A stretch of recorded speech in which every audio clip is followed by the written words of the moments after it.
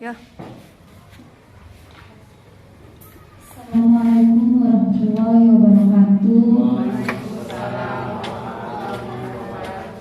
Hari ini kita akan mengadakan loka karya dalam tema diseminasi budaya positif atau pengenalan dan pemaparan serta pemahaman budaya positif di sekolah kita SD Negeri Caringin 4.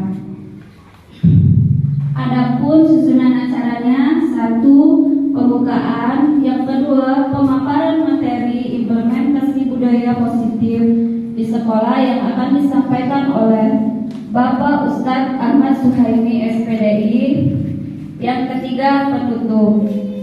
Dengan membaca basmalah, marilah kita buka bersama acara ini. Yang kedua, langsung saja pemaparan materi implementasi budaya positif di sekolah yang akan disampaikan oleh Bapak Ahmad Suhaimi SPDI. Kepada Bapak Ahmad Suhaimi SPDI, saya persilahkan.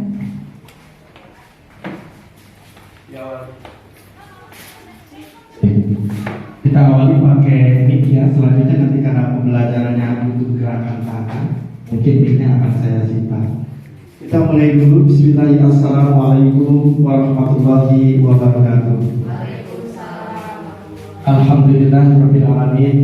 Alhamdulillahilladzi arsala rasulahu bil huda wa dinil haqq liyuzhirahu 'ala dini kulli wa kafa billahi syahida wa kafa billahi sabila. Wala bishrah li sadri wa yassir li amri wahlul 'uqdatam min lisani yafqahu qawli. Allahumma rabbi zidni ilman nafi'a warzuqni fahma bi rahmatika ya arhamar rahimin. Allahumma ighfir li dhunubi wa li walidayya warhamhuma kama rabbayani shaghira. Wa kallamallahu Musa taklima. Al-ayat al-hadits amma ba'd. Ibu Kepala SD Negeri Caringin 4 yang sama-sama kita muliakan, Bapak Ibu guru senior, aku fasilitator selalu yang memberikan support pada adik-adik angkatannya yang baru belajar mengajar, baru belajar mendidik, baru belajar mentransfer ilmu pengetahuan. Dan Bapak Ibu wali murid perwakilan dari komite sekolah SD Negeri Caringin 4 yang sama-sama saya muliakan pula, serta proktor sekaligus operator yang saya muliakan, yang hari ini beliau membantu jalannya aksi nyata seminar implementasi budaya positif di SD Negeri Caringin 4, Kecamatan Labuan, Kabupaten Pandeglang, Provinsi Banten, yang narasumbernya kebetulan saya pribadi, Ahmad Suhaimi SPDI, selaku calon guru penggerak angkatan 6 Kabupaten Pandeglang.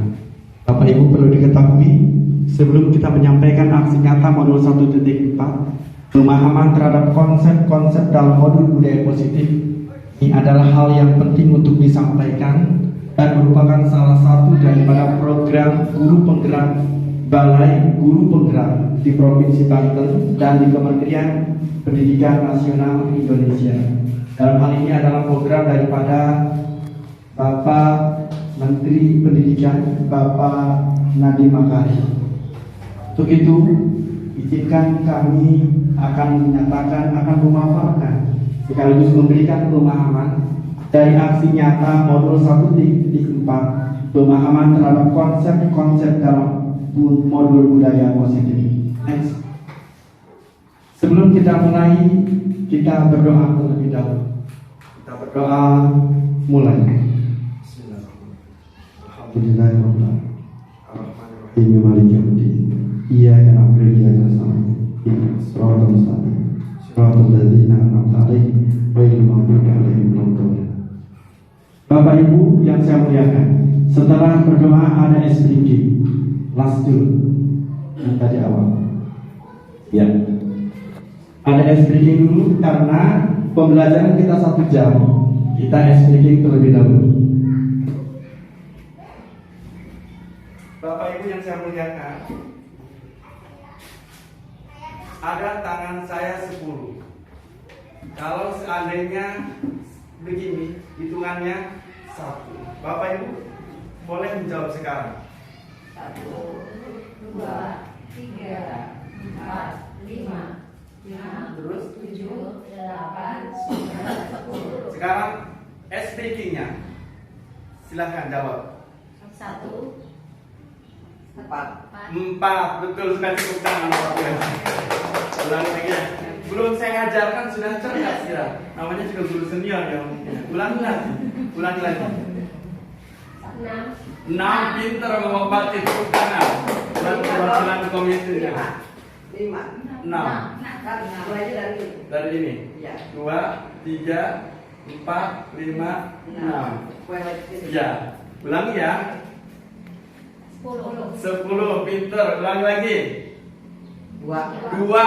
Cerdas sekali. Kemudian 3. Pinter sekali. Lanjut. 9. Masih oleh guru senior. Mana guru matematika ya? Ulangi lagi.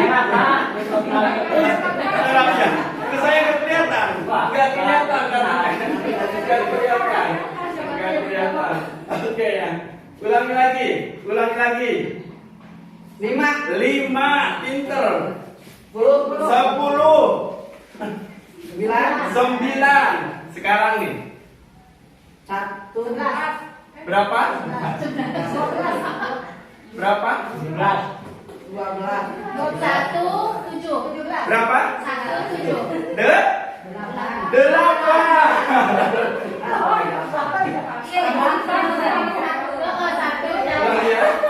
Ini kan 5, 6, 7 ya. Berarti ini berapa? 8. Ulangi lagi. 11. Pinter sekali. Kemudian 14. Kepala pinter sekali. Ulangi lagi.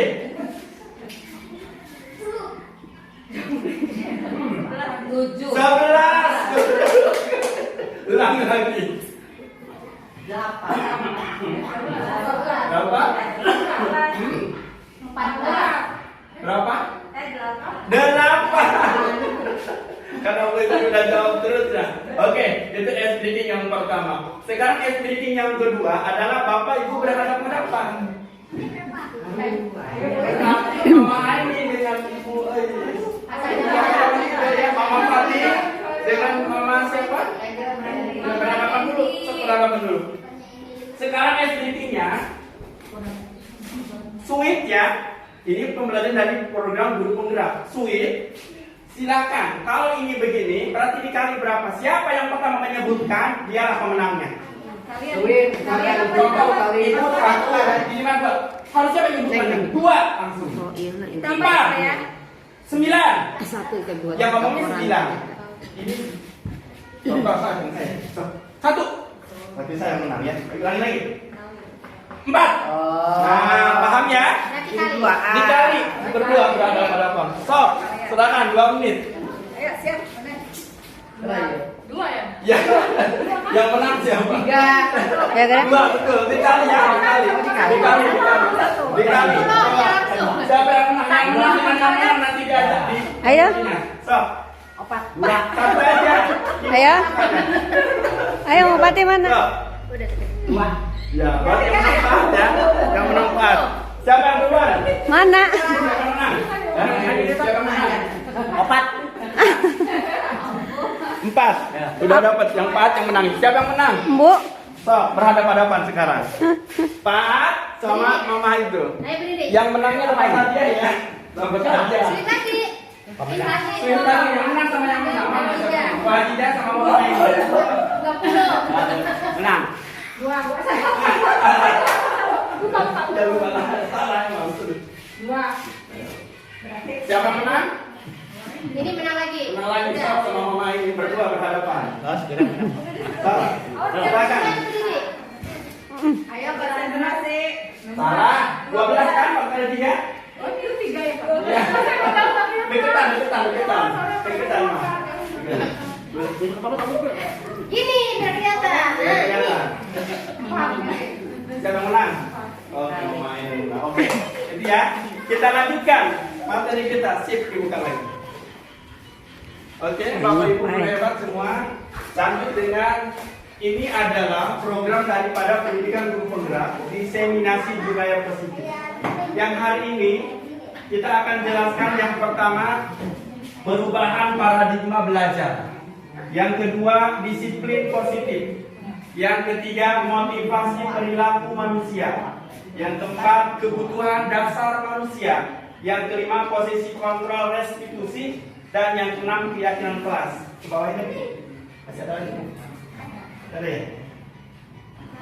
Udah, yang keenam ya. Lanjut dengan, nah ini agak dibantu bisa tidak? Nah ini adalah perubahan paradigma kita. Masih berhadapan Bu.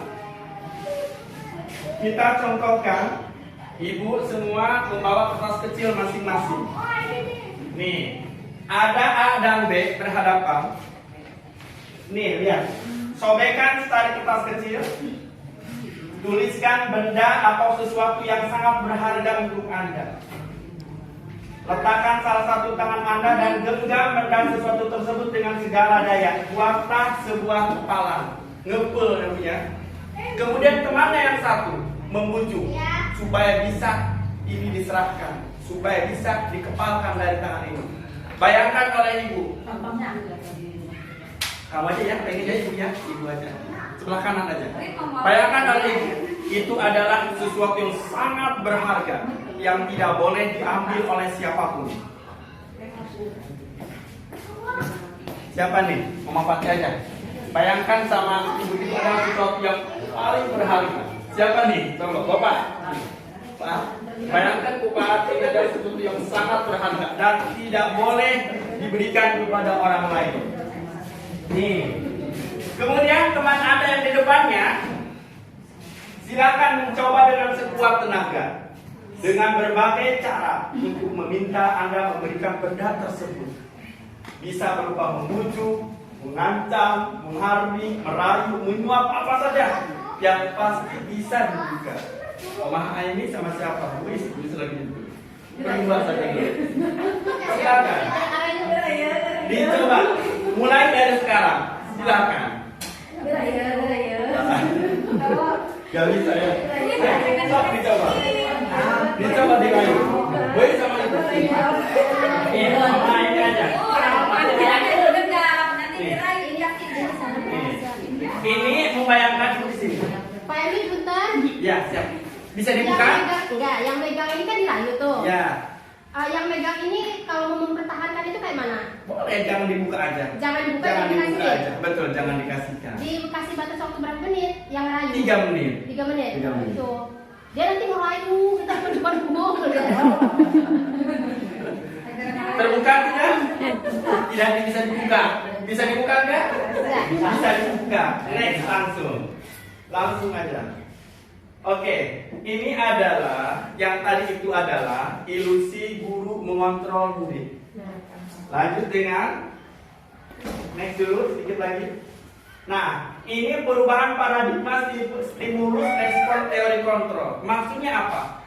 Semua orang itu punya kontrol pribadi. Kita punya pendapat masing-masing, tidak bisa dipengaruhi oleh orang lain.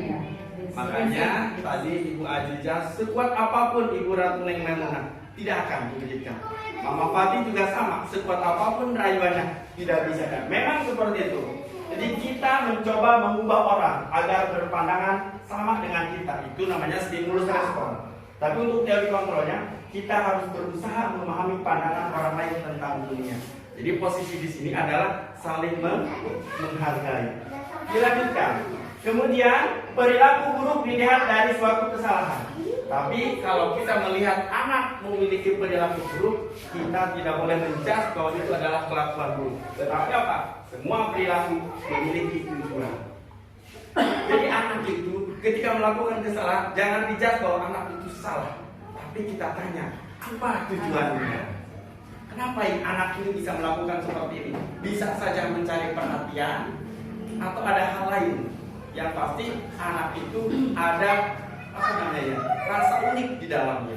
Makanya baru saya belajar di program pendidikan guru penggerak, ternyata oh iya ya seperti ini. Kemudian yang ketiganya, orang lain bisa mengontrol saya, tetapi hanya Anda yang bisa mengontrol diri saya. Maksudnya apa? Tadi sekuat apapun tidak bisa diberikan, karena kita berkeyakinan ini adalah kontrol saya. Saya tidak bisa dikendalikan oleh orang lain. Kemudian pemaksaan ada pada saat rujukan gagal, itu stimulus responnya. Teori kontrolnya, kolaborasi dan konsensus menciptakan pilihan-pilihan baru. Jadi ketika ada anak yang melakukan kesalahan, kita diberikan stimulus, diberikan teori kontrolnya, diberikan masukan kepada anak. Jadi bukan diberikan kesalahan, bukan dijudge kesalahan. Kemudian model berpikir menang kalah. Menang kalah itu guru harus menang, murid harus kalah. Ulang, gitu, murid harus mengikuti aturan main kita. Tetapi di dalam teori kontrol, model berpikir menang-menang. Gurunya memperlakukan yang sewajarnya kepada murid. Anaknya juga menghormati gurunya. Jadi disebutnya di situ teori model berpikir menang-menang. Tidak menyalahkan murid tidak menjelekkan guru. Jadi sama-sama saling membutuhkan. Next. Kemudian ini materi yang akan dijelaskan dari 32 slide-nya. Disiplin positif. Sebentar kita lanjutkan. Anda tidak bisa mengontrol orang lain, hanya Anda yang bisa mengontrol diri Anda. Itu pasti. Kemudian semua perilaku memiliki tujuan. Ketika ada anak melakukan kesalahan, saya ulas kembali, itu jangan disalahkan anak itu salah. Tetapi tanya apa sih tujuannya melakukan seperti itu. Ada anak kesiangan di dalam sekolah, jangan dulu dijudge anak itu gini-gini, tetapi diberikan pemasukan. Apa yang menyebabkan? Cari permasalahannya. Bisa saja anak tersebut mungkin di rumahnya ada acara apa. Bisa aja anak tersebut malamnya kurang tidur sehingga beliau kesiangan. Kemudian tadi model berpikir menang-menang. Guru memberikan masukan kepada anak, anak menghormati masukan guru.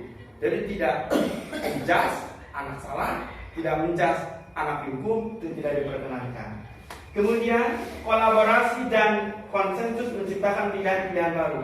Jadi konsensus dan kolaborasi antara guru dan murid harus diadakan sehingga mereka menghargai guru, guru menyayangi anak.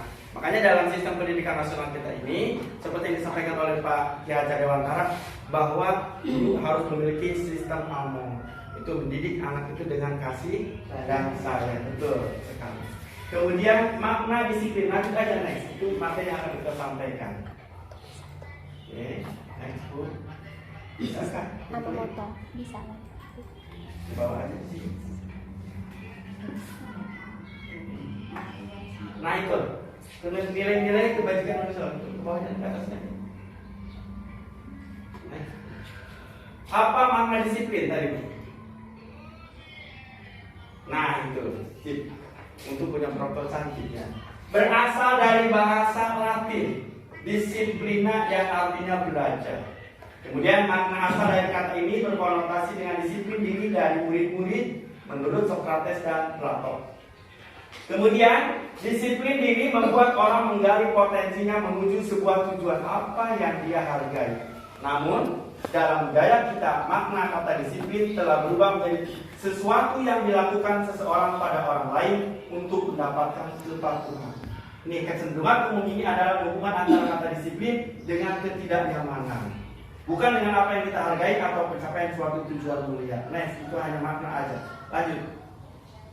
Nah, ini nilai-nilai kebajikan universal yang disampaikan oleh Dr. William Glasser pada teori kontrol 1984. Nilai-nilai kebajikan yang ini dicapai oleh setiap anak Indonesia kita kenal dengan profil pelajar Pancasila.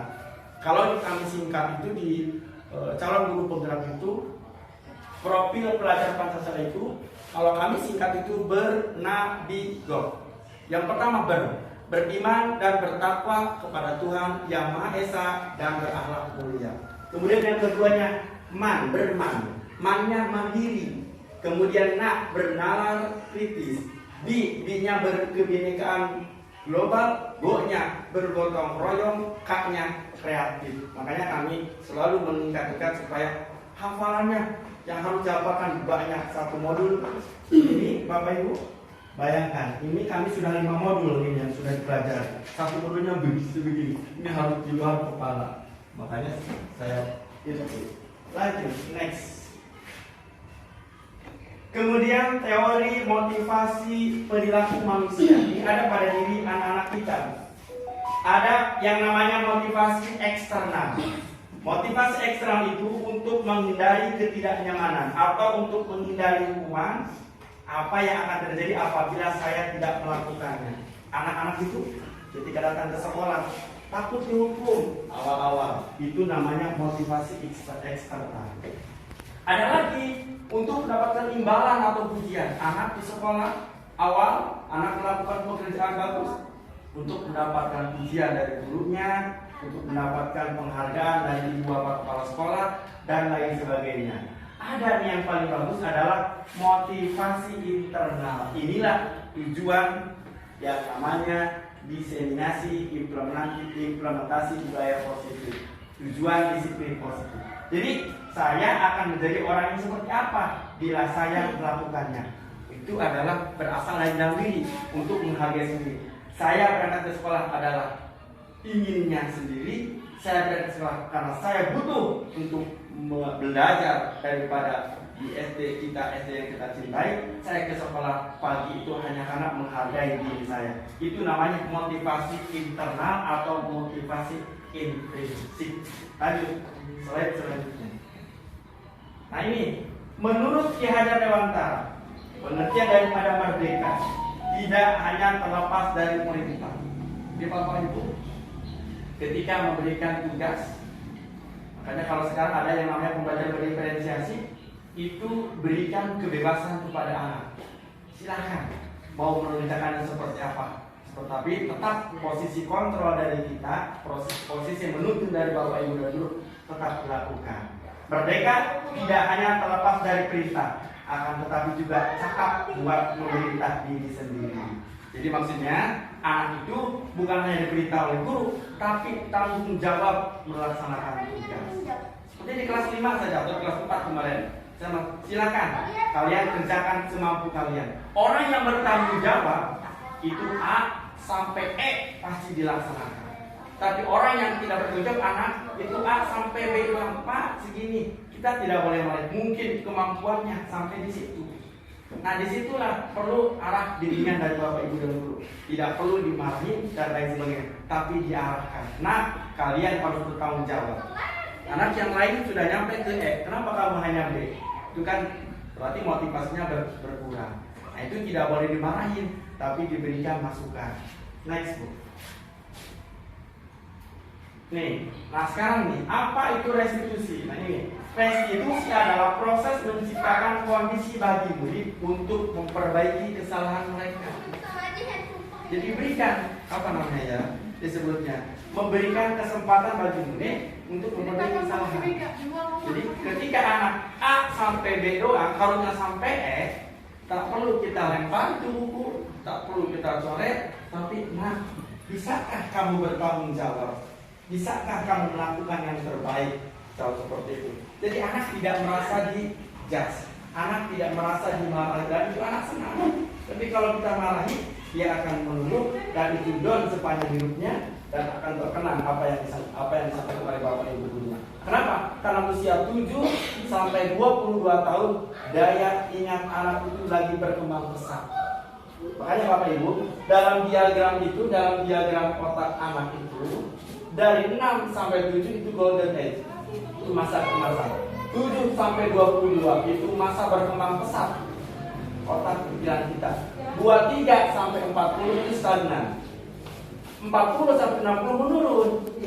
Jadi wajar ketika usia 40 sampai 60 tahun kita otaknya agak anda berpikir apa ya namanya, selalu harus diulang. Kemudian sehingga mereka bisa kembali pada kelompok mereka. Jadi ketika anak memiliki kesalahan, tidak dimarahi di tempat mereka.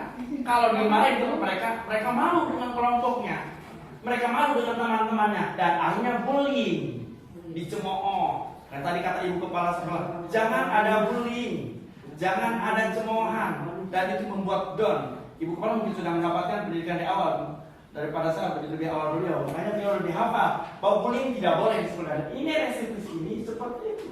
Jadi bullying itu bukan hanya dilakukan oleh murid dengan murid, tapi guru juga bisa melakukan bullying dan itu tidak diperkenankan. Kemarin ada kejadian di Makassar. Ada anak yang sedang nulis sambil tiduran disiram air sama ibu gurunya, itu viral. Bahkan itu dapat laporan ibu gurunya minta maaf. Itu sudah tidak ada lagi bapak ibu guru.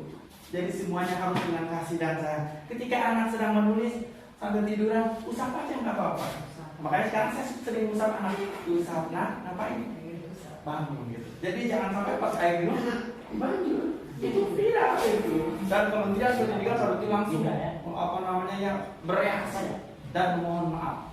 Dan hal seperti itu tidak boleh. Institusi. Pendidikan sekarang lebih maju pendidikan yang dulu. Iya, memang. Cara mendidik anaknya juga.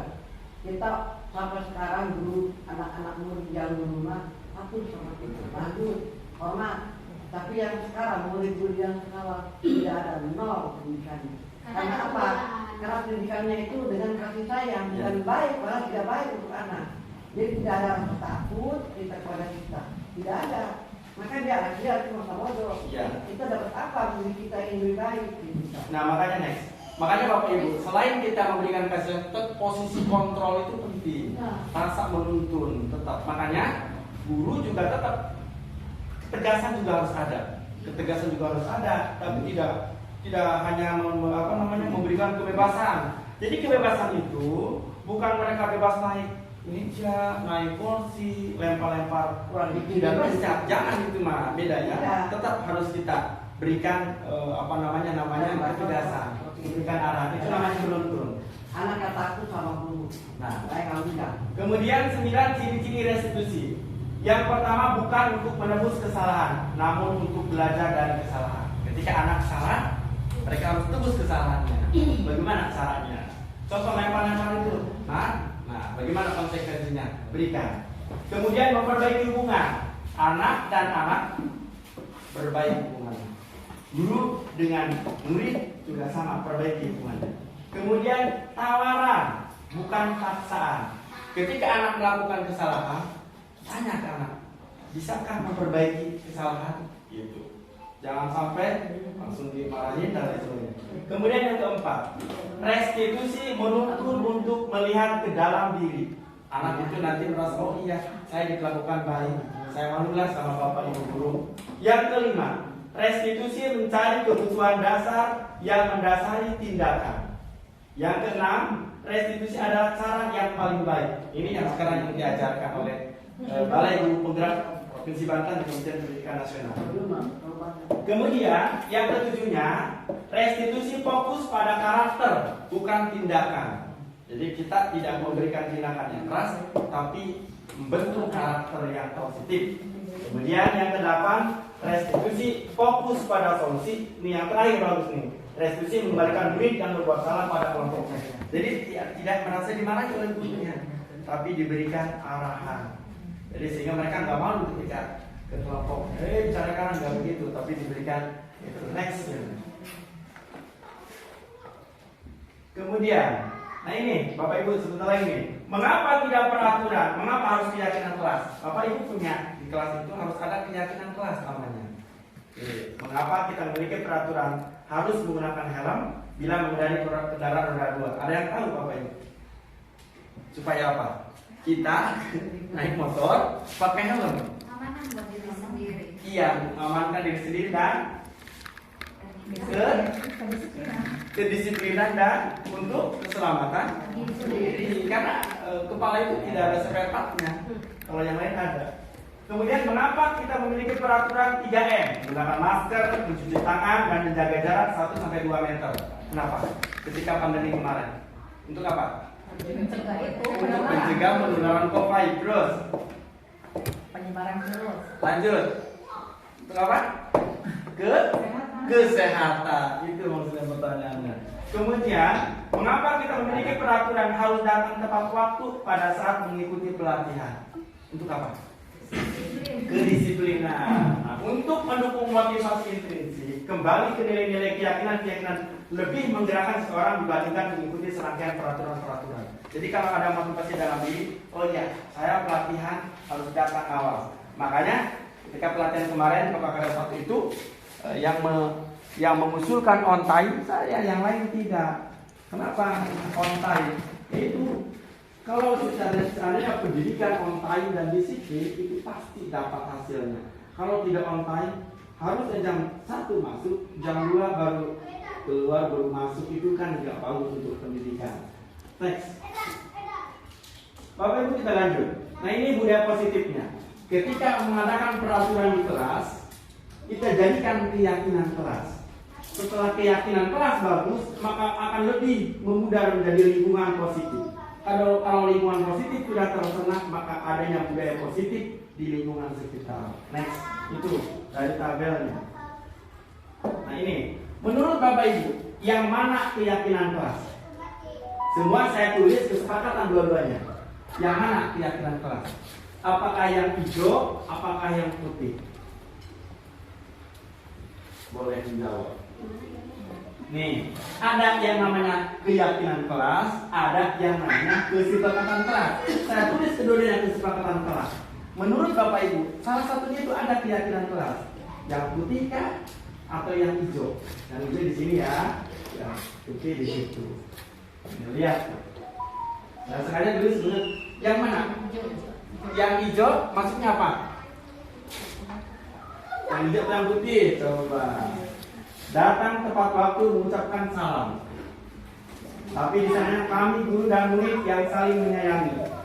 Sebelah kanannya menjaga kebersihan sekolah. Kami murid yang semangat belajar. Mana keyakinan kelas? Yang putih, pinter betul sekali. Jadi keyakinan kelas itu berasal dari dalam diri. Kalau ini peraturan atau kesepakatan kelas, datang harus tepat waktu, harus mengucapkan salam, itu namanya kesepakatan. Tapi kalau keyakinan kelas itu berasal dari dalam diri. Nanti kita buat nanti kelas 1 sampai kelas 6. Nanti kita buat bagaimana cara keyakinan kelas, bagaimana cara kesepakatan kelas. Biar anak itu tidak melanggar peraturan, tapi lihat, oh iya, kesepakatan kelasnya begini. Oh iya, keyakinan kelasnya begini. Next Bu. Berarti betul ya, ibu sudah paham semua. Yang putih. Mana pun nggak muncul. Next. Nah, ulang lagi. Nggak muncul lagi. Di bawahnya. Nah itu. Nah ini Bu. Tadi peraturan dan itu keyakinan kelas. Kalau peraturan selalu kembalikan buku ke tempatnya. Itu peraturan. Kalau keyakinan harus bertanggung jawab. Kemudian dilarang mengganggu orang lain. Itu namanya peraturan. Tapi kalau keyakinan saling menghormati orang lain. Jadi kalau keyakinan itu apa lebih ke arah karakter, lebih ke arah tidak menyuruh, tidak memaksa, tapi ada dalam diri. Hadir di sekolah 15 menit sebelum pembelajaran dimulai. Keyakinannya menghormati orang lain atau berkomitmen. Kenapa menghormati orang lain? Iyalah, kita lagi belajar, tiba-tiba datang orang kan mengganggu, gitu ya. Kemudian dilarang melakukan kekerasan, itu peraturan. Kalau keyakinan keselamatan dan menghormati orang lain. Peraturannya dilarang menggunakan narkoba. Keyakinan kelasnya jaga kesehatan. Kemudian peraturannya bergantian atau menunggu giliran. Tapi keyakinan kelasnya menghormati orang lain. Contoh kayak anak-anak kelas 1, 2, 3 itu kan, ayo ngabul kalau nilai itu. Tapi kalau keyakinan kelasnya menghormati orang lain atau bersabar. Kemudian peraturan menggunakan masker, itu keyakinan kelasnya kesehatan dan keselamatan. Peraturan jangan berlari di kelas atau di koridor. Keyakinan kelasnya jaga keselamatan dan keamanan. Jadi ketika keyakinan kelas itu tidak menyuruh, tidak memaksa, tapi lebih ke arah motivasi dalam diri. Next, ya kesadaran diri betul bukan. Nah ini tindakan guru, ya ini yang sering oleh kita. Mencatat 100 kali di dalam buku kalimat. Saya tidak terlambat lagi karena terlambat ke sekolah. Jangan dulu gitu ya Bu ya. Wih, kita terlambat nulis cerot sekali gitu. Emang bedanya mendidik sudah bagus tulisannya. Itu hukuman atau konsekuensi? Hukuman. Kemudian lari mengelilingi lapangan basket. Tidak punya kita banyak juga lapangan itu yang lapangan voli. Karena terlambat hari sekolah itu juga hukuman. Murid diminta push up, ini tidak boleh sekarang Bu. Push up sudah tidak digunakan lagi, nggak boleh. Maksudnya bullying, maksudnya kekerasan fisik. Padahal dulu kita ya zaman saya sekolah dulu push up 15 kali. Kalau angkat kaki sebelah, apa tuh namanya, bending, udah biasa. Ancorok bangkok udah biasa. Sekarang udah nggak boleh lagi, nggak boleh aneh ya, seperti itu. Kemudian menggantikan kertas tugas teman yang telah dicoret-coret. Kalau itu mah konsekuensi. Jadi tidak boleh ketika anak siswa kita sobek kertas temannya, itu tidak boleh disuruh lari keluar lapangan, tapi ganti. Konsekuensi dia telah melakukan hal yang salah, maka harus diganti.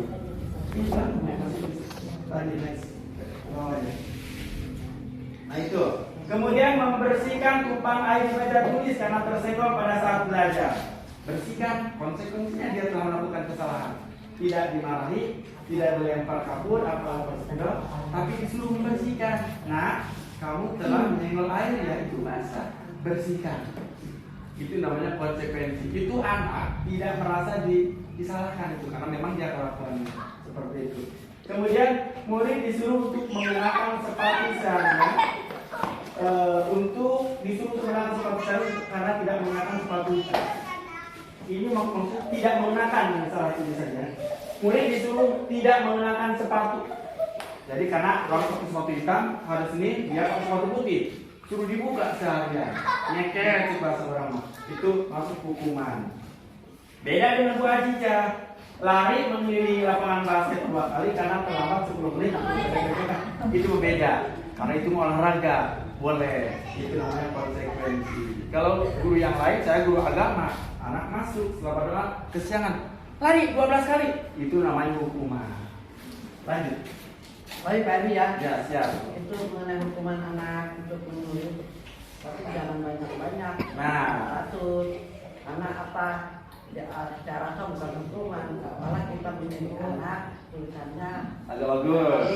Betul. Ayo misalkan 20 itu kalau yang mah. Hukuman maksudnya. Jangan boleh, tapi Jangan terlalu. Tidak boleh, tapi jangan banyak-banyak. Cuma sampai 100 kali ya, subhanallah ya. Lanjut. Oh itu ya. Nah ini ada hukuman, ada konsekuensi. Betul kata Luis, betul. Kalau bisa mah jangan sampai 100, 2 atau 5 ya, supaya konsekuensi. Hukumannya, sesuatu yang menyakitkan harus terjadi. Kayak tidak pakai topi, maju di lapangan bendera, itu mereka semua maju. Itu namanya hukuman. Kalau konsekuensi kayak tadi, sesuatu harus terjadi. Anak kita, siswa kita melakukan kesalahan. Tadi menyenggol air di meja, dibersihkan. Itu konsekuensi. Kemudian hukuman membuat anak sakit fisik dan sakit hati. Dan yang paling bahayanya dalam jangka waktu yang lama. Ingat, namun anak sama ibu guru atau bapak guru itu ya disuling, apalagi tidak melakukan kesalahan disuling. Kemudian kalau konsekuensi itu ya membuat anak merasa tidak nyaman dalam jangka waktu pendek. Memang begitu, disuruh ngebersihin tidak nyaman doang, tapi terus anggusnya beres gitu. Tapi ketika anak menaburkan air, dimarah-marah, dibentak-bentak, dasar kamu teror dan lain-lain, itu akan dimalu beberapa tahun dan lama sekali. Itu saya dulu sama-sama ini tidak boleh. Nah, itu kenapa? Tumpah. Bersihkan anaknya. Hanya hari itu aja dia tidak nyaman membersihkan. Setelah itu mah beres. Karena memang konsekuensi. Selanjutnya, di dalam hukuman itu anak membenci kedisiplinan. Hewa eta dipayun di depan bendera. Suruh hormat, dilihat sama teman-teman. Itu seumur hidup anak itu akan merasa tidak nyaman. Kemudian kalau konsekuensi anak menghargai disiplin. Oh iya, saya nggak boleh menumpahkan air lagi. Saya harus lebih berhati-hati. Jadi menghargai airnya, menghargai disiplin ini. Kemudian hukuman itu paksa. Maju kamu, paksa kan? Maju. Itu paksa juga boleh sekarang alhamdulillah. Tapi kalau konsekuensi itu stimulus tanggapan, respon. Oh iya, saya melakukan ini pasti akan seperti ini. Next ya, masing-masing mendorong anak menyakiti diri sendiri. Pasti nggak hewan, seperti ini. Akhirnya kan dalam dirinya menyalahkan diri sendiri dan menyalahkan gurunya. Kemudian konsekuensi mana? Mendorong anak agar mudah menyesuaikan diri, lebih berhati-hati, tidak menumpahkan air lagi dan lain sebagainya. Dia larut kan. Kemudian hukuman itu adalah konsep diri yang buruk. Sekarang tidak boleh hukuman itu ya. Tapi kalau konsekuensi konsep diri yang baik. Hukuman anak belajar untuk menyembunyikan kesalahan.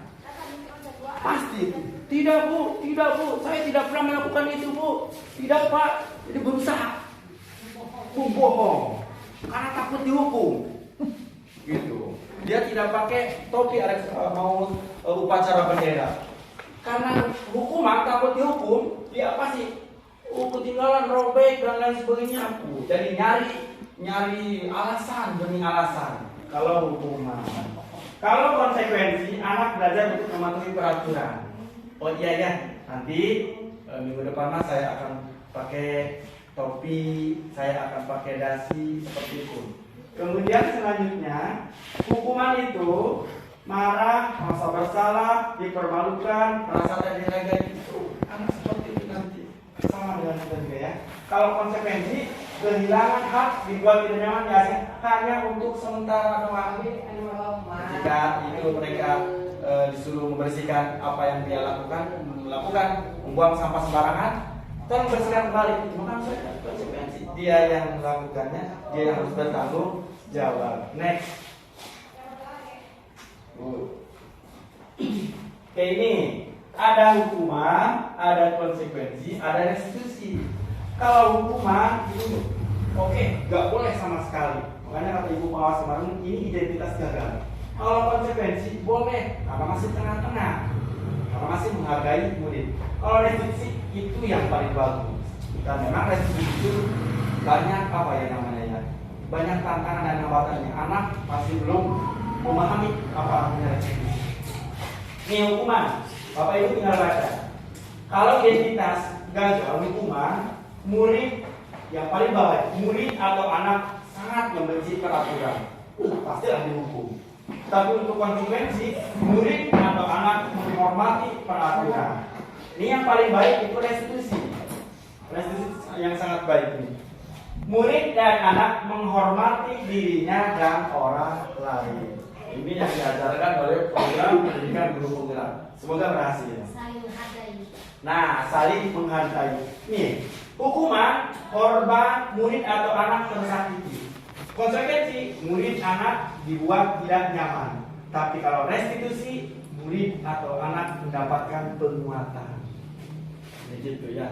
Akhirnya memang anak ya, salah sedikit aja udah langsung pinter ya.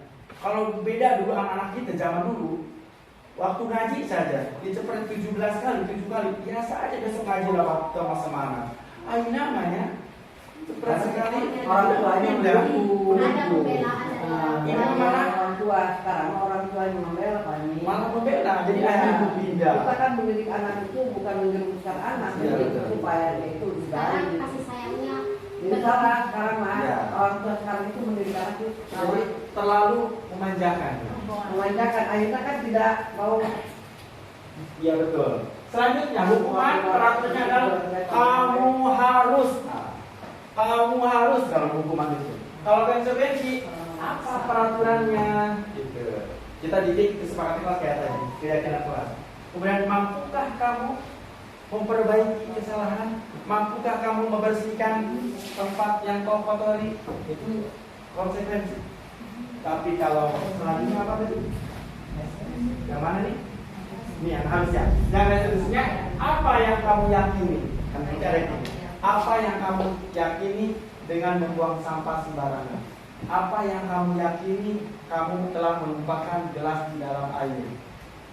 dan lain sebagainya. Itu kamu yakini. Jadi seorang, oh iya ya, keyakinan saya tidak boleh membuang sampah sembarangan. Next. Nah ini lanjut kebutuhan dasar manusia, termasuk kebutuhan dasar siswa-siswi kita. Ibu, kasih sayang dan rasa diterima. Kemudian penguasaan, kebebasan, kesenangan, dan bertahan hidup. Itu ada 5 kebutuhan dasar manusia. Itu ada pada anak-anak kita. Next, Bu. Sudah berapa menit, Bu Lili? 45-17 detik. Masih ada 15 menit. Ini, Bu, ada 5 posisi kontrol dari guru untuk anak-anak kita. Kalau identitas gagal, ada penghukum. Ini, Bu, kata-kata kita itu bisa masuk penghukum, bisa membuat orang merasa bersalah, bisa memposisikan sebagai teman, bisa memposisikan sebagai pemantau, dan bisa memposisikan sebagai manajer. Itu. Di mana posisi kita? Kalau penghukum, lihat, menghardik, menunjuk-nunjuk, menyakiti, dan menyindir. Kalau pembuat orang bersalah, ibu kecewa dengan kelakuan kamu, bapak nggak senang dengan perbuatan kamu. Itu anak, iya saya merasa bersalah. Kemudian kalau sebagai teman, ini membuat alasan masuk umurnya. Kenapa nak kamu bisa melakukan seperti itu? Bisa ibu bantu? Bisa bapak bantu? Itu mau jadi seperti teman. Jadi memposisikan kita sebagai sahabatnya. Beda dengan penghukum. Kamu kurang ajar, kamu bodoh dan lain sebagainya. Kalau tadi membuat orang bersalah, ibu kecewa. Itu. Kalau teman, nah bisakah ibu bantu? Nah gitu. Jadi menganggap anak kita sebagai sahabat. Kalau sebagai pemantau, kalau pemantau menghitung dan mengukur, pemantau itu hanya memantau. Nah, jadi ibu, nak tidak boleh melakukan seperti itu. Jadi hanya diberikan ukuran karena melakukan seperti itu membuat kamu seperti ini. Itu pemantau. Tapi kalau manajer mengajukan pertanyaan-pertanyaan, nah yang kamu lakukan itu betul tidak? Tidak, Pak. Menurut kamu boleh tidak dilakukan? Tidak boleh, Pak. Bisakah kamu memperbaiki? Siap, Pak. Itu manajer. Dan ini yang harus kita lakukan menurut program pendidikan guru penggerak. Di situ sekarang. Makanya saya jarang marah-marah sekarang. Musapan baik. Kalau musapan baik. Musapan Balik juga. Tapi autan dulu musapan ambil ya. Musapan baik. Iya, musapan dari Gitu. Musapan dari tidur. Sebab kalau muridnya semuanya seperti Fatih atau enak. Kalau semuanya seperti Mama Aini dan dekat itu enak muridnya. Apakah tidak semuanya? Ada di kesalahan ada adanya. Ada di kesalahan. Kemudian untuk penghukum, kalau kamu tidak melakukannya, awas ya. Ibu akan memberikan itu penghukum. Tapi membuat orang bersalah, kamu sudah tahu ibu lelah sekali mendidik kamu. Lanjut dia di jalan itu membuat merasa bersalah sama anak. Kalau sebagai teman, masa kamu tidak mau membantu ibu? Jadi perlakukan seperti sahabat. Kemudian pemantaunya, apa peraturannya? Lihatlah peraturannya, itu pemantau. Tapi kalau manajer itu apa yang kamu yakini nak? Bisakah kamu awal masuk ke sekolah tidak telat? Gitu. Jadi anak diberikan pertanyaan, tidak dimarahi. Itu anak pasti akan lebih senang dengan kita. Ya. Oke, next Bu. Ya sekarang mau jadi anak itu kayak anak sultan. Nah, alabatan harus punya anak sultan. Nih, ada pernyataan. Saya kecewa sekali dengan kamu. Itu yang mengatakannya guru membuat anak orang merasa bersalah. Kemudian kamu tidak pernah benar melakukannya. Itu yang dilakukan oleh penghukum. Nih, ayolah lakukan demi ibu dan bapak. Sayangi ibu dan bapak. Itu namanya sebagai teman. Jadi sebagai sahabat. Kalau pemantau, apakah kamu mau mendapatkan stiker bintang hari ini kalau untuk kelas 1? Apakah kamu mau mendapatkan penghargaan dari bapak ibu kepala sekolah? Itu sebagai pemantau. Kalau manajer, bagaimana kamu bisa menyelesaikan masalah ini? Kamu sekarang kesiangan, bisakah besok untuk tidak kesiangan lagi? Jadi itu manajer. Jadi kenapa kamu kesiangan? Apakah bapak ibu tidak membangunkanmu?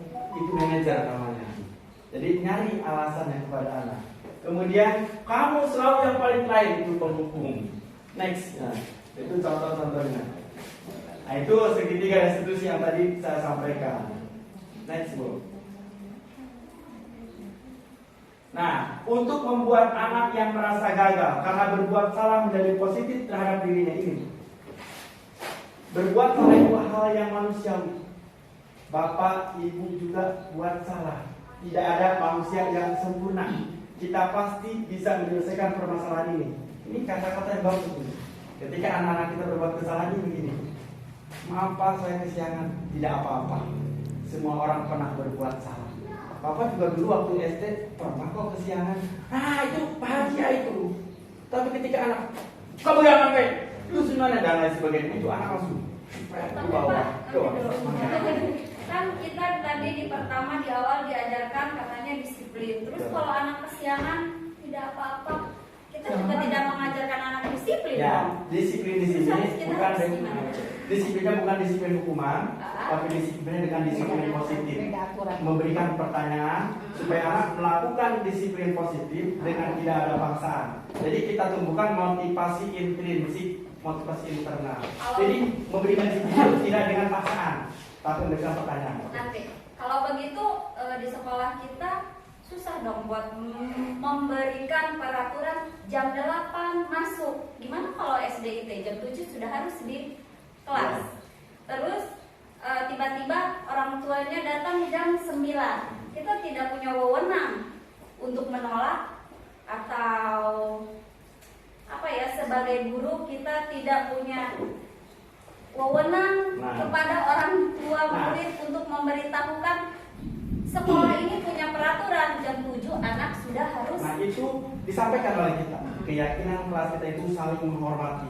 Anak sudah masuk jam 7:30, maka anak ibu juga harus menghormati teman yang lain. Karena ketika kami sedang belajar, anak ibu datang kan mengganggu. Ibu harus menghormati kami. Itu keyakinan kelasnya. Tetap disiplin itu disampaikan. Tapi dengan kata-kata, Bapak Ibu, tolong ya, ini kan kita punya keyakinan kelas nih, di kelas 4 punya keyakinan kelas.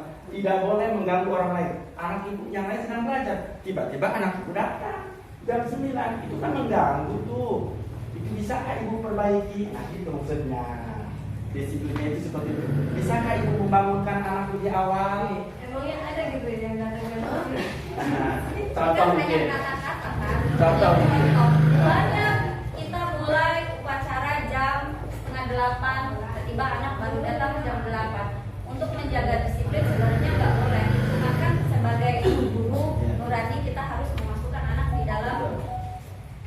Jadi menerapkan disiplin itu tidak boleh dengan hukuman, tidak boleh dengan paksaan, tapi berikan dengan pertanyaan-pertanyaan. Gitu. Supaya orang tua murid juga tidak sakit hati, anak tidak down, kita melakukan peraturan dengan disiplin positif itu bisa saling menghormati. Jadi murid merasa dihargai, guru merasa dihargai, orang tua juga tidak merasa tidak dihargai. Gitu. Ketika anaknya, ibu punten, sama guru itu. Sekarang kan sudah jam 7:30, jam 8:04. Bisakah ibu lebih awal mengantarkan? Saya mau jualan ngantar itu. Bu, keyakinan kelas kita, peraturan sekolah kita, jam 7:30 harus masuk. Boleh. Jadi tidak dengan marahi ujungnya. Ini apa bisa keyakinan diganti dengan kalimat yang lain? Waktu menggunakan kalimat keyakinan itu orang tua murid saya yakin dia tidak paham. Masih awam Pak. Gitu ya. Iya. Apa itu? Kata-katanya masih ada. Jadi rancu di karenanya. Jadi ada dua berarti kita pakai peraturan kelas. Kalau peraturan ada dari zaman dulu juga ada. Sekarang tak pakainya kesepakatan kelas. Tadi kita bikin kita ya. Kita bikin kesepakatan kelas. Kita juga bikin keyakinan kelas. Contoh kesepakatan kelasnya harus hadir 15 menit sebelum belajar. Keyakinan kelasnya saling menghormati, saling menghargai. Kenapa saya merasa menghargai? Itu tadi ya, anak sudah belajar, dia mengganggu. Jadi bikin kesepakatan kelas bikin, kayak orang bikinnya, keyakinan kelasnya bikin. Gitu. Jadi dua bikin. Kalau bisa ditempel langsung. Kalau bisa orang tuanya juga harus dihadirkan ketika membuat keyakinan kelas, biar mereka tahu. Oke, next. Ini identitas sukses ya. Ya tadi ya, sudah ya. Nah, ini kebutuhan sebelumnya sudah next. 5 posisi kontrol. Next bu, lagi next. Nah udah next, itu metode identitas. Nah ini validasi kebutuhan.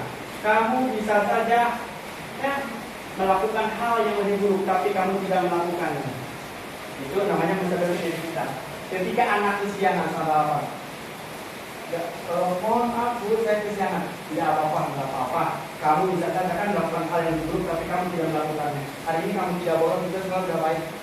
Walaupun kamu kesiangan, sudah bagus. Yang penting besok ya nak, jangan kesiangan lagi. Bisa saja dengan anak, kalau misalkan daripada kesiangan, daripada dimarahin kami guru, mendingan ke sekolah sekalian. Yuk, ayo carikan anak. Kan gitu. Tapi kalau ketika mereka kesiangan, kita akan, oh ya nak, gak apa-apa. Kalau seandainya kalau bisa besok jangan kesiangan lagi anaknya. Jadi anak tetap ke sekolah. Ketika dia lagi sakit pun dia pengen ke sekolah karena diperlakukannya tidak sama bapak ibu gurunya. Nah itu ya, itu validasi next itu. Contoh lagi. 55.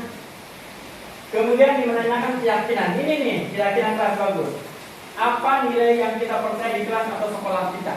Kita saling menghargai, saling menghormati, kemudian saling menyayangi, itu seperti itu. Kemudian nilai-nilai dipersembahkan setelah kita sepakati itu. Kemandirian mungkin, kemudian rasa gotong royong, berempati dan lain sebagainya.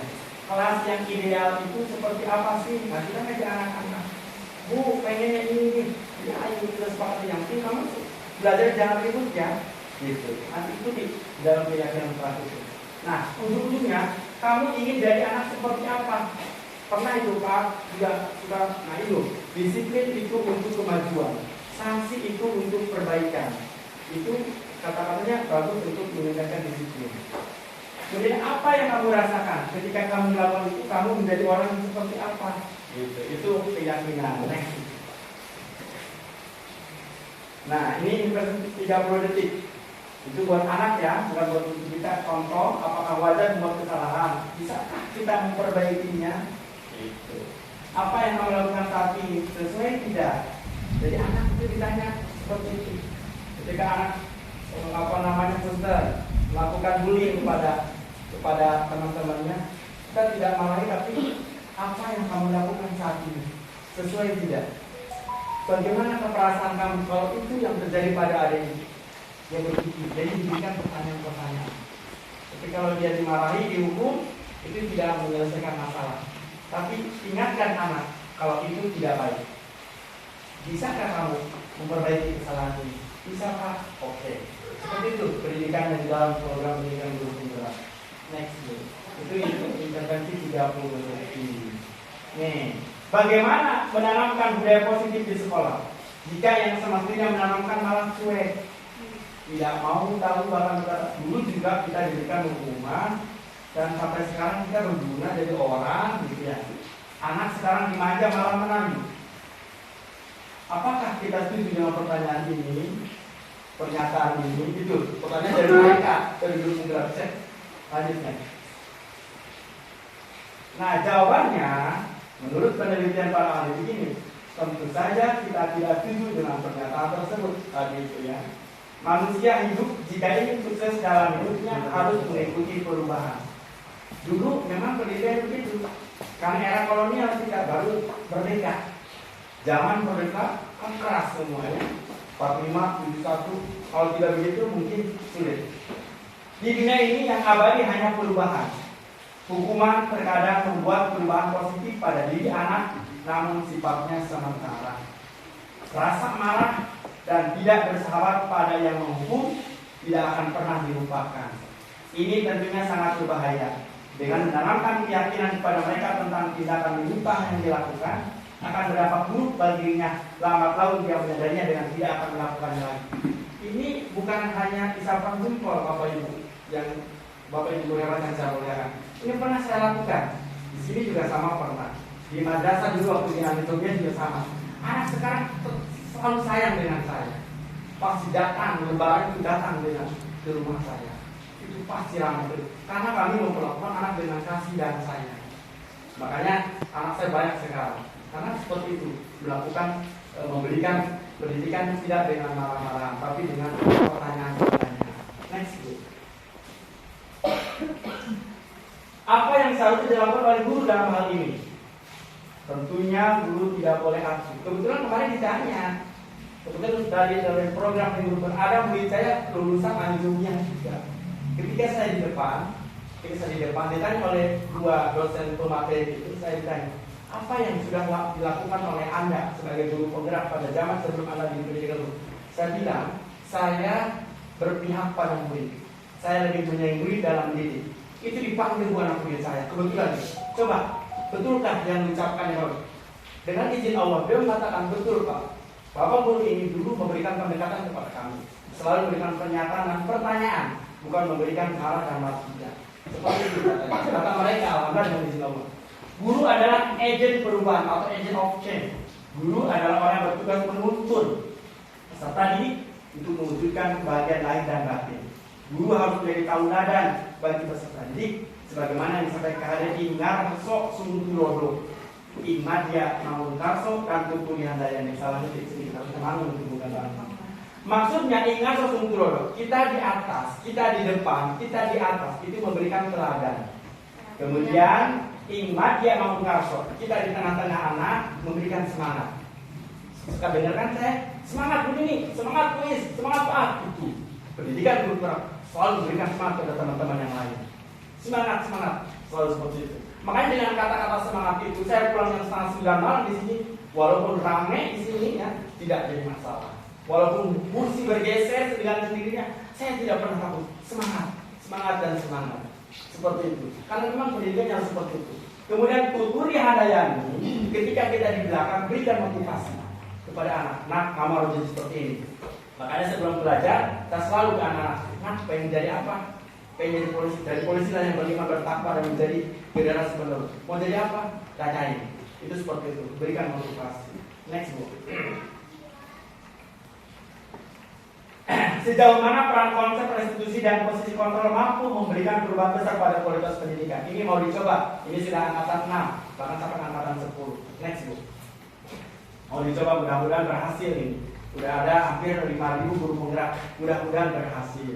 Nanti memang kalau jadi seorang pendidik mungkin konsep ini mungkin tidak bisa diatur, tidak bisa langsung. Tapi mungkin kalau Balai Guru Penggerak ini sudah melantik dari ribuan orang itu menjadi pimpinan, mungkin ini konsep ini bisa ditanamkan kepada anak muridnya. Konsep segitiga restitusi berpengaruh positif terhadap seseorang yang sudah melakukan kesalahan dan menganggap dirinya adalah seorang yang gagal. Ini menjadi orang yang menyadari semua kesalahan yang dilakukannya dan dengan penuh keyakinan berupaya untuk tidak mengulangi kesalahannya. Jadi anak murid kita itu tidak diberikan hukuman, tapi diberikan pertanyaan dan pernyataan. Nah, ini ujung-ujungnya dia meyakini jika dia mengulangi perbuatan menyimpang kembali, maka selamanya dia akan rugi karena tidak ada orang yang respect terhadapnya. Itu namanya konsekuensi dan keyakinan. Next book. Nah, posisi kontrol, urang nih, guru-guru nih, upaya yang dilakukan oleh guru terhadap peserta didiknya dalam melakukan kegiatan benar-benar didasarkan pada dorongan intrinsik, dorongan dalam diri ibu guru. Tidak ingin mendapatkan hanya ingin mendapatkan pujian dari atasan, tidak, tapi dalam diri kita. Karena yang kita tanamkan kepada anak didik kita menjadi seorang penjaringan kita. Kemudian dengan berperan sebagai manajer, nantinya guru memberikan keyakinan apa yang dilakukan oleh peserta didik bukan semata-mata faktor hadiah atau hukuman. Cuma anak didik kita butuh keteladanan dari kita. Makanya ketika kita masuk ke kelas, maaf, Bapak kesiangan ini. Seperti itu anak juga sama. Kenapa anak kesiangan? Bangunnya kesiangan Pak. Orang tuanya jualan dulu. Nah, kalau bisa awal yang nanti iya Pak. Nah, lanjutkan. Next. Terima kasih Bapak Ibu Guru yang saya muliakan tadi ya. Ujung-ujungnya daripada teori posisi kontrol tadi, restitusi dan budaya positif berusaha kita tanamkan ke depan. Semoga Bapak Ibu Guru senior apalagi bisa memberikan masukan kepada kami guru-guru yang junior untuk meningkatkan kualitas kinerja yang lebih baik lagi. Ke depan saya juga mohon maaf apabila setelah pendidikan ini tidak bisa gabung lagi dengan NT Caring 4 karena mungkin ada hal yang harus kita laksanakan tugas di luar sekolah ini. Jadi sekali lagi program pendidikan guru muridnya hanya memberikan menularkan kebaikan dan kebaikan. Saya tutup dengan membaca hamdalah. Assalamualaikum warahmatullahi wabarakatuh.